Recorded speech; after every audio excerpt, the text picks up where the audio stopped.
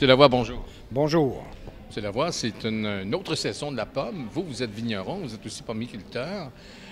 Quel est l'apport de l'industrie de la pomme dans l'industrie touristique? Quelle est sa force économique, si on peut dire? Oh, la pomme l'automne, c'est comme le sucre d'érable au printemps. Ah oui. L'impact, c'est une saison agro-touristique incroyable et ça attire beaucoup de monde. Il y a beaucoup de gens qui en profitent pour faire des balades au verger. Alors, c'est la raison, je vous dirais, c'est comme le pourquoi on fait une sortie. Alors, Donc, c'est la pomme.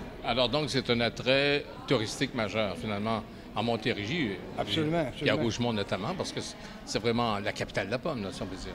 Oui, oui, oui. Rougemont, c'est vraiment la capitale de la pomme et il doit passer à peu près 100 000 visiteurs durant l'automne à Rougemont. Durant les week-ends gourmands, c'est incroyable. En termes de retombées économiques, est-ce que vous avez, vous, par exemple, une statistique qui, vous personnellement, évidemment, parce que vous êtes en affaires, mais il y en a plusieurs autour de vous également. Est-ce que vous avez une idée de la valeur économique de l'industrie de la pomme, peut-être au Québec, mais disons à Montérégie, là, même à Rougemont, si on veut?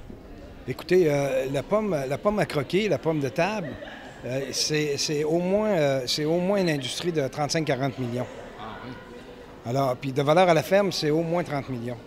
Et quand on parle de l'activité agro-touristique, ça doit être assez incroyable aussi. J'imagine que les 100 000 visiteurs qui viennent à Rougemont, ils doivent dépenser, je sais pas moi, 15-20 $ par jour chaque.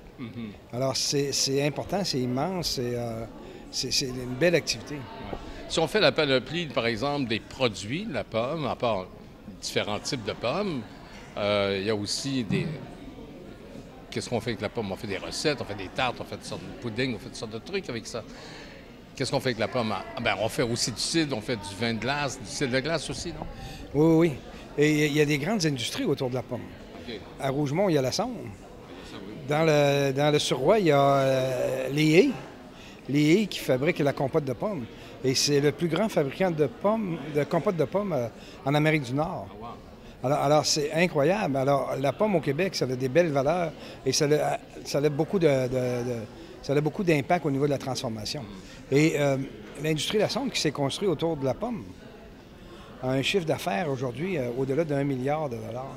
Alors, c'est de toute beauté, c'est incroyable.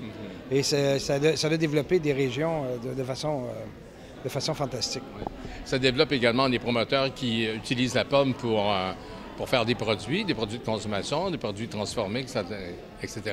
Vous, vous êtes dans ce secteur-là. Comment vont les affaires chez Lavoie? Ah, ça va bien. Écoutez, on développe à l'heure actuelle beaucoup de produits de cidre. Il y a beaucoup de cidriculteurs qui travaillent, qui sont très innovateurs concernant la transformation. Mais au-delà de ça, il y a aussi toute la transformation de la pomme pour aller sur la table. Alors que ce soit comme accompagnement aux viandes, comme dessert, comme ingrédient dans les sauces. La pomme, c'est incroyable. Dites-moi, est-ce que la Société des alcools du Québec, la SAC, est ouverte maintenant aux produits québécois, produits du terroir, autant produits de la pomme, que ce soit finalement des produits qui viennent de vergers de la pomme ou encore des vignobles? Comme vous, par exemple, vous êtes vigneron, donc vous produisez des vins. Est-ce que la SAC est ouverte maintenant, plus ouverte aux produits québécois qu'elle l'était avant? Oui, et bravo au nouveau président qu'on a depuis le début de l'année. M. Brunet, il a vraiment dans sa philosophie le développement des produits du terroir. Alors, la pomme, la vigne, ce sont des produits qui sont bien représentés maintenant à la SAQ. Et c'est sûr que le producteur doit prendre sa place. Puis, il y a encore des améliorations, mais il y a une belle ouverture à l'heure actuelle, je vous dirais, de la part de la SAQ. Dites-moi, au niveau de l'exportation à l'étranger, est-ce qu'on exporte notre produit de la pomme à l'étranger? Il y a de l'exportation qui se fait avec les cidres et les cidres de glace, avec les cidres mousseux.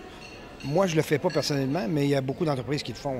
Il doit y avoir une dizaine d'entreprises au Québec qui exportent du cidre. Est-ce qu'on a du feedback de l'Europe ou des pays étrangers qui en achètent? Oui, oui. Je suis aussi organisateur, moi, du mondial des cidres de glace. Ben oui, c'est vrai. Alors l'hiver dernier, on a eu des Belges, une des plus grandes entreprises de transformation de la pomme en Belgique, qui est venue nous voir à Rougemont. Et on s'apprête à les accueillir de nouveau en 2015. Alors, c'est incroyable. Et aussi, on a eu comme invité des cidriculteurs qui sont venus du Vermont. Alors, et sur leur bouteille, c'est marqué « cidre de glace à la méthode québécoise ». Ah oui. Alors, vous voyez, c'est maintenant une façon de faire, puis le Québec est prêt à exporter ça. Les Chinois sont en veille d'en faire également. Les Chinois. J'imagine, il y a beaucoup de cidriculteurs qui exportent à l'heure actuelle en Chine. Ah, c'est vrai, oui. En autant qu'ils ne nous volent pas notre savoir-faire. C'est ça. Ah. Écoutez, M. Lavoie, merci beaucoup. Et puis, bonne saison de la pomme. On va aller vous visiter. Merci infiniment. Merci.